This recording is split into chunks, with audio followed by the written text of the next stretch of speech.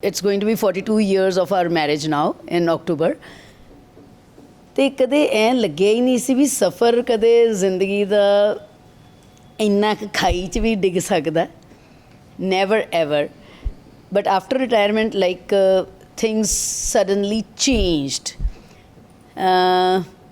Suddenly in the sense 4-5 ਮਹੀਨੇ 6 ਮਹੀਨੇ ਦੇ ਵਿੱਚ ਇੰਨੀ ਕੁ ਟਰਾਂਜੀਸ਼ਨ ਹੋ ਗਈ ਕਿ ਪਤਾ ਹੀ ਨਹੀਂ ਚੱਲਿਆ ਕਿ what went wrong where.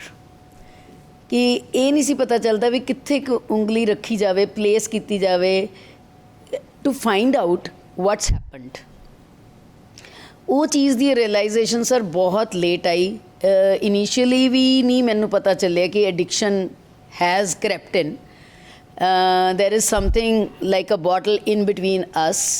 ਇਹ ਵੀ ਨਹੀਂ ਕਦੇ ਰਿਅਲਾਈਜ਼ ਹੋਇਆ. ਹਾਂ but over a period of time ਇਹ ਚੀਜ਼ਾਂ ਉੱਭਰ ਕੇ ਸਾਹਮਣੇ ਆਉਣੀਆਂ ਸ਼ੁਰੂ ਹੋਈਆਂ ਜਦੋਂ ਘਰ ਦੇ ਵਿੱਚ ਕੋਈ ਸਿਚੁਏਸ਼ਨਸ ਇੱਦਾਂ ਦੀਆਂ ਹੋਈਆਂ, ਕ੍ਰਾਈਸਿਸ ਆਇਆ. ਉਹਨਾਂ ਦਿਨਾਂ ਦੇ ਵਿੱਚ ਬੇਟੇ ਨੇ ਓਬਜ਼ਰਵ ਕੀਤਾ ਕਿ ਪਾਪਾ ਆਉਂਦੇ ਨੇ ਹੌਸਪੀਟਲ ਮੇਰੇ ਕੋਲ, ਘਰੋਂ ਆਉਂਦੇ ਨੇ ਆ ਕੇ ਇੱਥੇ ਲੰਮੇ ਪੈ ਜਾਂਦੇ ਨੇ. ਹੀ ਸੇਜ਼ ਮੈਨੂੰ ਸਮਝ ਨਹੀਂ ਆਉਂਦੀ ਵੀ ਪਾਪਾ ਨੇ ਮਤਲਬ ਵੀ ਮੇਰੇ ਕੋਲ ਆ ਕੇ ਕਿਉਂ ਸੌਂਦੇ ਨੇ, ਕਿ ਮੇਰੇ ਫਰੈਂਡਸ ਸਾਰੇ ਆਏ ਹੁੰਦੇ ਨੇ. He was 19 at that time. So but I do not know ਉਹ ਕਿਵੇਂ, ਜਦੋਂ ਵਿਲ ਤੁਹਾਡੀ ਹੁੰਦੀ ਹੈ ਕਿ ਇਹ ਬੰਦੇ ਨੂੰ ਬਚਾਉਣਾ ਹੈ, ਆਪਣੇ ਆਪ ਤੁਸੀਂ ਵਾਹਿਗੁਰੂ ਉਹ ਹੀਲਾ ਸੀਲਾ ਬਣਾਉਂਦਾ ਰਿਸੋਰਸਿਸ ਦਾ. ਵੀ ਮੈਨੂੰ ਨਹੀਂ ਪਤਾ. ਅਸੀਂ ਆਏ ਡੇ 1 ਤੋਂ ਮੈਨੂੰ ਕਹਿੰਦੇ ਕਿੰਨੇ ਪੈਸੇ ਲੱਗਣਗੇ. ਮੈਂ ਕਿਹਾ forget it. Now your first concern should be ਮੈਂ ਠੀਕ ਹੋਣਾ, ਮੈਂ ਗੈਟ ਵੈਲ. ਉਸ ਚੀਜ਼ ਲਈ ਅਸੀਂ ਆਏ ਹਾਂ ਹੌਸਪੀਟਲ ਦੇ ਵਿੱਚ. ਹਾਊ ਡਜ਼ ਇਟ ਮੈਟਰ ਮੈਂ ਕਿੱਥੋਂ ਪੈਸੇ ਅਰੇਂਜ ਕਰਾਂ, ਇਹ ਤੁਹਾਡਾ ਕੰਸਰਨ ਹੀ ਨਹੀਂ ਹੋਣਾ ਚਾਹੀਦਾ. I will manage and he knows that I can do those things. So resources were pooled in and we came to the hospital. Sir ਪਹਿਲਾਂ ਲੈ ਕੇ ਚੱਲੇ ਕਿ ਹਾਂ ਹੌਸਪੀਟਲ ਵੀ ਜਾਣਾ, ਹਰਮਿਟੇਜ ਵੀ ਜਾਣਾ. ਥੈਂਕਸ ਟੂ ਅਨੂ ਭਾਬੀ ਜੀ, ਇਹਨਾਂ ਦੇ ਕਜ਼ਨ ਦੇ ਵਾਈਫ, ਉਹਨਾਂ ਨੇ ਮੈਨੂੰ ਗਾਈਡ ਕੀਤਾ ਕਿ Bhola this is how we go about it, ਕਿ ਪਹਿਲਾਂ ਡੀਟੌਕਸ ਹੋਏਗੀ ਫਿਰ ਆਪਾਂ ਰੀਹੈਬ ਦੇ ਵਿੱਚ ਜਾਵਾਂਗੇ. ਮੈਂ ਕਿਹਾ ਚਲੋ ਠੀਕ ਹੈ. ਫਸਟ ਗੋ ਦੇ ਵਿੱਚ ਆਈ ਥਿੰਕ ਸਮਵੇਅਰ ਅਰਾਊਂਡ 1.25 ਸੀ ਜਾਂ 20 ਸੀ, ਮੈਨੂੰ ਨਹੀਂ ਪਤਾ, ਇੰਨਾ ਕੁ ਅਮਾਊਂਟ ਸੀਗਾ. ਮੈਂ ਕਿਹਾ ਚਲੋ ਫਸਟ ਗੋ 'ਤੇ ਮੈਂ ਮੈਨੇਜ ਕਰ ਲੂੰਗੀ.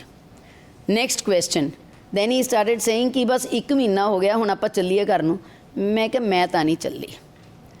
ਡਾਕਟਰ ਸਾਹਿਬ ਜਦੋਂ ਕਹਿਣਗੇ ਆਪਾਂ ਤਾਂ ਉਦੋਂ ਜਾਣਾ. ਮੈਂ ਐਤਕੀ ਆਪਣੀ ਨਾ ਤੁਹਾਡੀ ਮਰਜ਼ੀ ਬਿਲਕੁਲ ਨਹੀਂ ਚੱਲਣ ਦੇਣੀ. Complete surrender means leave everything to his hands.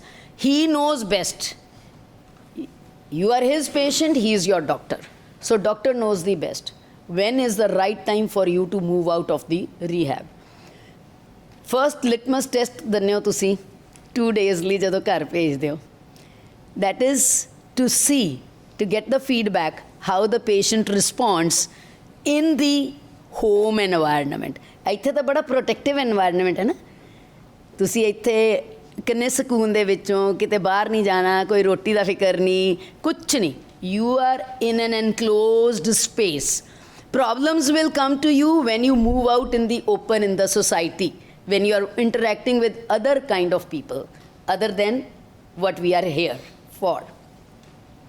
ਉੱਥੇ ਤੁਹਾਡੀ ਐਕਸੈਪਟੈਂਸ ਤੁਹਾਡੀ ਅਤੇ ਤੁਹਾਡੇ ਫੈਮਿਲੀ ਦੀ ਤੁਹਾਡੇ ਨਾਲ ਕਿਵੇਂ ਆਉਂਦੀ ਹੈ. ਉਹ ਜਿਹੜੇ 2 days ਸੀ ਉਹਦੇ 'ਚ first feedback was I knew ਕਿ ਵੀ he is on medication whatever, strong ਹੈ, ਮਾਈਲਡ ਹੈ, ਮੈਨੂੰ ਨਹੀਂ ਪਤਾ ਉਹ ਕਿਹੜੀਆਂ ਮੈਡੀਸਿਨਸ ਨੇ. Somebody try to ask me ਕਿਹੜੀਆਂ ਮੈਡੀਸਿਨਸ ਲੈ ਰਹੇ ਨੇ. ਮੈਂ ਕਿਹਾ ਜੀ ਮੈਨੂੰ ਨਹੀਂ ਪਤਾ. ਡਾਕਟਰ ਸਾਹਿਬ ਨੂੰ ਪਤਾ, ਜਿਹੜੀਆਂ ਉਹਨਾਂ ਨੇ ਦਿੱਤੀਆਂ ਉਹਨਾਂ ਨੂੰ ਪਤਾ ਵੀ ਪੇਸ਼ੈਂਟ ਲਈ ਕੀ ਠੀਕ ਹੈ. ਔਰ ਅਸੀਂ ਇਲਾਜ ਲਈ ਗਏ ਹਾਂ, ਮੈਂ ਤਾਂ ਖੁਦ ਡਾਕਟਰ ਨਹੀਂ ਹੈਗੀ. ਸੋ ਜਿਹੜੀਆਂ ਉਹਨਾਂ ਨੇ ਮੈਡੀਸਿਨਸ ਦਿੱਤੀਆਂ ਨੇ they are meant for him. Those 2 nights he was very restless and I came and gave the feedback. ਪੁੱਛਦੇ ਆ ਸਾਰੇ ਡਾਕਟਰਸ, ਕਾਉਂਸਲਰਸ ਕਿ how was the response at home. I knew ਕਿ ਵੀ let him move about in the room, light on ਕਰ ਦਿੱਤੀ, 2 ਵਜੇ ਉੱਠ ਗਏ, ਕੋਈ ਗੱਲ ਨਹੀਂ. I have to be patient with him.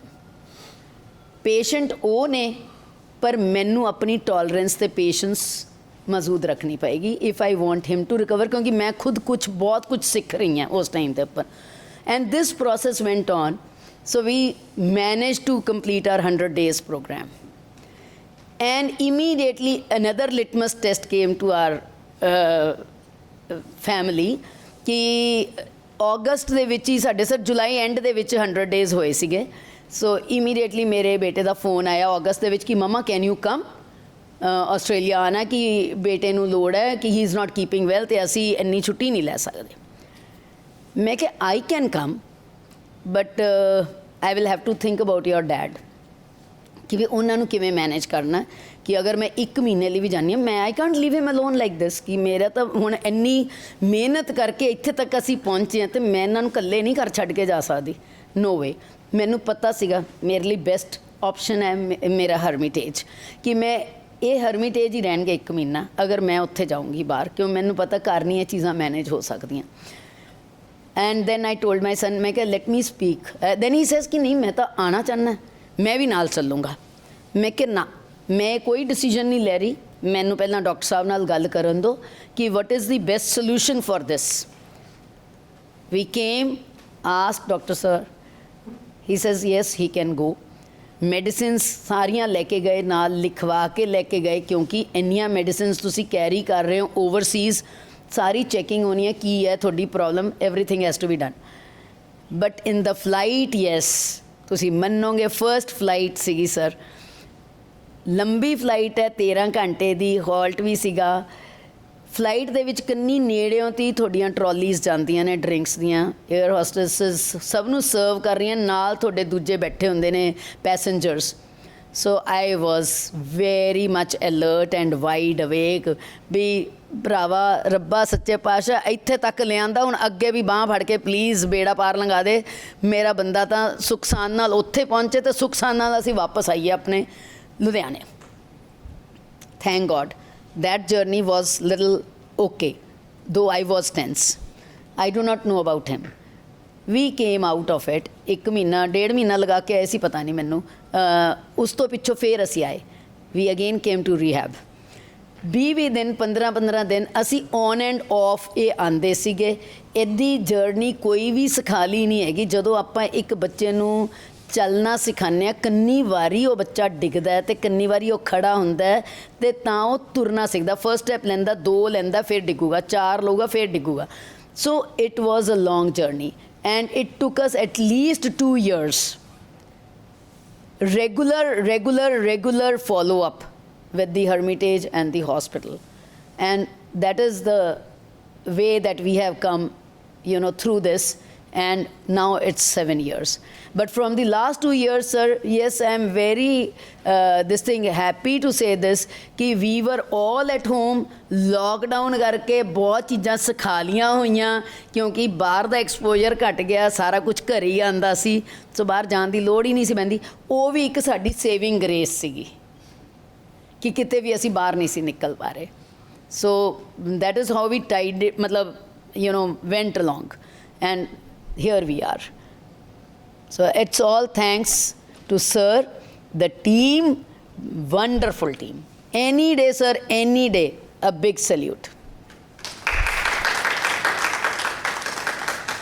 really indebted sir a second innings thodi badaulat ne otherwise we wouldn't be here like this comfortable the way he dresses up now is totally different from what he used to be and eating conscious about what we are eating nutritional factor food factor jo bhi hai and going about places together we never went anywhere we never went for a honeymoon to be very precise and it is only after this recovery process that started and it is a continuous process like he says there is its destination is the end term life ਦੀ ਇਹ ਚੱਲਣਾ ਹੀ ਚੱਲਣਾ ਹੈ ਅਗਰ ਤੁਸੀਂ recovery 'ਚ ਨਹੀਂ ਰਹਿਣਾ ਤਾਂ ਤੁਹਾਡੀ ਜ਼ਿੰਦਗੀ ਪਹਿਲਾਂ ਹੀ ਖਤਮ ਹੈ ਯੂ ਆਰ ਨਾਟ ਦੇਅਰ ਤੁਸੀਂ ਕੀ ਪਲੈਜ਼ਰਸ ਪਰਮਾਤਮਾ ਨੇ ਇੰਨਾ ਕੁਝ ਦਿੱਤਾ ਹੋਇਆ ਇੰਨੀਆਂ ਬਲੈਸਿੰਗਸ ਨੇ ਅਸੀਂ ਉਹਨਾਂ ਨੂੰ ਰੈਕਗਨਾਈਜ਼ ਹੀ ਨਹੀਂ ਕਰਦੇ ਕਿਉਂਕਿ ਅਸੀਂ ਉਹਦੇ 'ਚ ਹੀ ਇੰਨੇ ਕੁ ਆਪਣੀ ਦੁਨੀਆ 'ਚ ਹੀ ਗਵਾਚੇ ਰਹਿੰਦੇ ਹਾਂ ਸੋ ਉਸ ਦੁਨੀਆ ਤੋਂ ਬਾਹਰ ਆਉਣ ਲਈ ਤੁਹਾਨੂੰ ਤਾਂ ਹੀ ਸਾਰੀਆਂ ਚੀਜ਼ਾਂ ਦਾ ਨਜ਼ਾਰਾ ਤੁਸੀਂ ਇੰਜੋਏ ਤਾਂ ਹੀ ਕਰ ਸਕਦੇ ਹੋ ਅਗਰ ਉਸ ਦੁਨੀਆ ਤੋਂ ਬਾਹਰ ਆ ਕੇ ਦੇਖੋਗੇ ਅਵੇਅਰਨੈਸ ਜਦੋਂ ਆਏਗੀ ਤੁਹਾਡਾ ਮਾਈਂਡ ਜਾਗਦਾ ਹੋਊਗਾ ਵਾਕਈ ਜ਼ਿੰਦਾ ਹੋਊਗਾ not sleeping not in a slumber so that is the whole story sir and now we go out, mix up with people. He talks so much now, which he never used to do earlier. He was always clamped shut. And before his addiction, again he used to crack jokes. पर वो हुन दोबारा same चीज़ शुरू हुई है कि humor is there, yes, in our life. In fact, he wrote one joke for the Reader's Digest, and I used to, like all his friends used to tell him in the army कि sir आप इतने अच्छे jokes करते हो, लिखा करो इनको, book एक compile करो, do something constructive. So that's what he started doing, and he is writing these days now.